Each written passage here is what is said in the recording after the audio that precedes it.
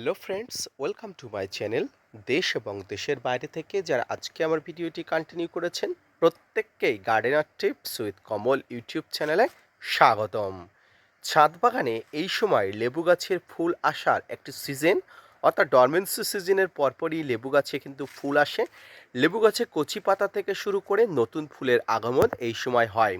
আর এই সময় লেবু গাছকে নিশ্চিতভাবে আপনি বিভিন্নভাবে প্রোটেকশান দিতে পারলে, বিশেষত ৩টি প্রোটেকশান দিতে পারলে ছাদ বাগানে লেবু গাছের ফুল আসা একদম নিশ্চিত হবে। আর আজকের ভিডিওতে আলোচনা হবে লেবু গাছের ফুল আসার জন্য যে বিশেষ ৩টি টিপস। এই ৩টি টিপস যদি আপনি ফলো করেন, সেই ফলো যদি আপনি সঠিকভাবে করতে পারেন, তাহলে লেবু গাছের ফুল আসা একদম নিশ্চিত হয়ে যাবে। তো আজকের ভিডিওটি আপনার কাছে অধিক গুরুত্বপূর্ণ। আজকের ভিডিওটি দেখে আপনি উপকৃত হন এবং ছাদ বাগানে প্রচুর পরিমাণ লেবুর ফল আনতে ভিডিওটি না স্কিপ করে কন্টিনিউ করুন।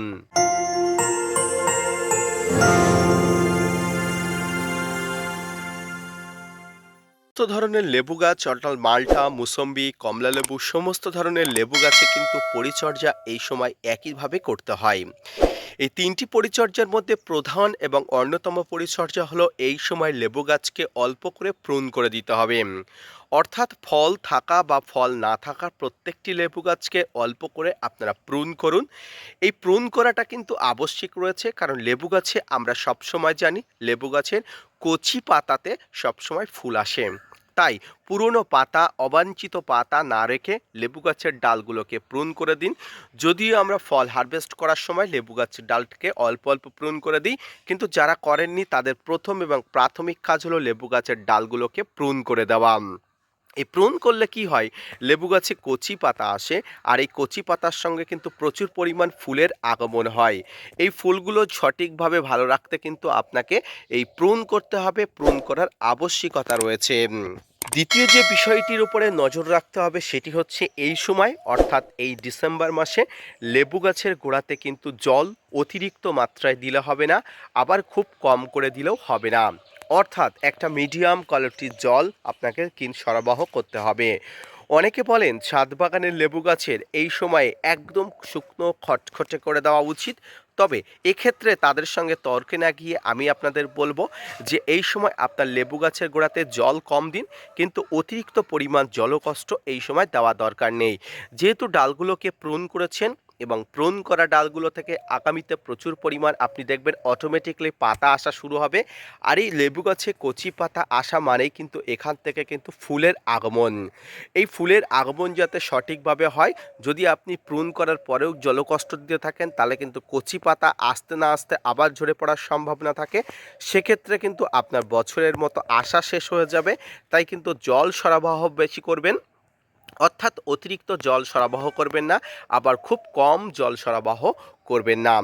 এই সময় ছাদ বাগানে অতিরিক্ত জল এবং কম জলের কারণে লেবু কিছু কিছু গাছে যে ফুল এসছে সেই ফুলগুলো কিন্তু ঝরে যেতে পারে। কোনোভাবেই কিন্তু একবার ফুল ঝরে গেলে দ্বিতীয়বার ফুল আসার সম্ভাবনা অনেক অংশে কমে যাবে। তৃতীয় যে সবচেয়ে গুরুত্বপূর্ণ বিষয় সেটি হচ্ছে এই সময় গাছের গোড়াতে কি আদৌ কোনো খাবার দেওয়া যাবে এবং কীটনাশকের প্রয়োগবিধি। দেখুন, এই সময় শুধুমাত্র পটাশ জাতীয় সার, সেটি তরল হোক আর রাসায়নিক হোক, দিতে পারেন। কারণ এই সময় কোনো ভারী খাবার আপনার ছাদ বাগানে দেবেন না। কারণ অক্টোবর মাসে আশা করি আপনি আপনার ছাদ বাগানে খাবার দিয়েছিলেন, সেই খাবারটি ছাদ বাগান খেতে খেতে মোটামুটি জানুয়ারি ফেব্রুয়ারির কাছাকাছি চলে আসবে। তাই এই সময় আপনার ছাদ বাগানে আর কোনো ধরনের ভারী খাবার দেবেন না। তবে শুধুমাত্র দেবেন পটাশ জাতীয় খাবার, যে খাবারটি তরল বা রাসায়নিক, যে কোনো জৈব অজৈব যে কোনো খাবার আপনি দিতে পারেন। আপনি চাইলে কলার খোসা ভিজানো জল আপনি সপ্তাহে একবার দিতে পারেন। আপনি চাইলে এমওপি বা এসওপি দিতে পারেন, কারণ এই সময় কিন্তু গাছের পটাশের চাহিদা অনেক রকম থাকে। এর পাশাপাশি একটি মাইক্রোনিউট্রিয়েন্ট, ভালো মানের মাইক্রোনিউট্রিয়েন্ট সপ্তাহে একবার অবশ্যই স্প্রে করবেন, কারণ ফুল আসার আগে গাছ প্রুন করার পরে কিন্তু একটি মাইক্রোনিউট্রিয়েন্টের অনেক পরিমাণ প্রয়োজন হয়। এরপরে আসি কীটনাশক এবং ফাঙ্গিসাইডের ব্যাপার। যেহেতু লেবু গাছের কচি পাতা আসার সময় এবং এর পাশাপাশি গাছ প্রুন করেছেন, এই সময় গাছ প্রুন করার ফলে গাছের কিন্তু অনেক ধরনের ফানগাস আক্রমণ হতে পারে। তাই কিন্তু গাছের প্রত্যেকটি ডালে ডালে প্রত্যেকটি ব্রাঞ্চেন্সের মাথায় মাথায় কিন্তু আপনাকে ফাঙ্গিসাইডের প্রলেপ দিতেই হবে। ফাঙ্গিসাইডের প্রলেপ একদম আবশ্যিকতা। এই সময় কোনো ধরনের ভুল আপনাকে করা চলবে না। ভুল করলে কিন্তু ছাদ বাগানের লেবু গাছে কচি পাতা আসা থেকে শুরু করে সমস্ত ধরনের সমস্যা অনেক পিছিয়ে যাবে। এবং এর পাশাপাশি লেবু গাছে যখন কচি পাতা আসবে তখন ইমিডাক্লোপিড গ্রুপের যে কোনো একটি কীটনাশক সপ্তাহে একবার করে আপনাকে স্প্রে করতে হবে।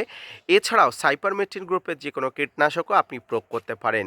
কীটনাশক এবং ফাঙ্গিসাইড একসঙ্গে প্রয়োগ করতে পারেন, তবে কীটনাশক ফাঙ্গিসাইড শীতকালে শিশির বা কুয়াশার সময় সকালে স্প্রে করবেন না, রৌদ্র উঠলে আপনারা স্প্রে করবেন অথবা বিকালের দিকে স্প্রে করবেন। ব্যাস এইটুকু করতে পারলে, অর্থাৎ তিনটি জিনিসের উপরে আপনি লক্ষ্য রাখতে পারলে ছাদ বাগানে লেবু গাছে প্রচুর পরিমাণ কিন্তু ফুল আসার সম্ভাবনা বেড়ে যায়। গাছ সুস্থ থাকে, গাছ ভালো থাকে। গাছ সুস্থ এবং ভালো থাকলে কিন্তু আপনার ছাদ বাগানে প্রচুর পরিমাণ ফলন আসার সম্ভাবনা থেকে যায়। ছাদ বাগানে যে কোনো ধরনের লেবু গাছকে প্রুন, পরিচর্যা এবং সার প্রয়োগ খাবার, অর্থাৎ এই তিনটি বিষয় যদি আপনি যথাযথ নিয়মে যথাযথভাবে আপনি লক্ষ্য রাখতে পারেন, তাহলে অবশ্যই আপনার ছাদ বাগানে কিন্তু সিজনাল লেবু থেকে বিভিন্ন ধরনের সারা বছরই 12 মাসি লেবু গাছগুলোতে প্রচুর পরিমাণ ফলন আসবে। তা ফ্রেন্ডস, আজকের ভিডিওটি দেখে যদি আপনি উপকৃত হয়ে থাকেন, যদি আপনি স্যাটিসফাইড হয়ে থাকেন এবং আপনার যদি ভালো লেগে থাকে, অবশ্যই ভিডিওটি লাইক করবেন, চ্যানেলটি সাবস্ক্রাইব করে পাশে থাকা বেল আইকনটি বাজিয়ে দেবেন এবং gardener tips with Kamal YouTube চ্যানেলের সঙ্গী হয়ে থাকবেন। আজকের ভিডিওটি এই পর্যন্ত। দেখা হচ্ছে পরবর্তীতে নতুন কোনো ভিডিও নিয়ে, নতুন কোনো তথ্য নিয়ে। ততক্ষণ সুস্থ থাকুন, ভালো থাকুন। ধন্যবাদ।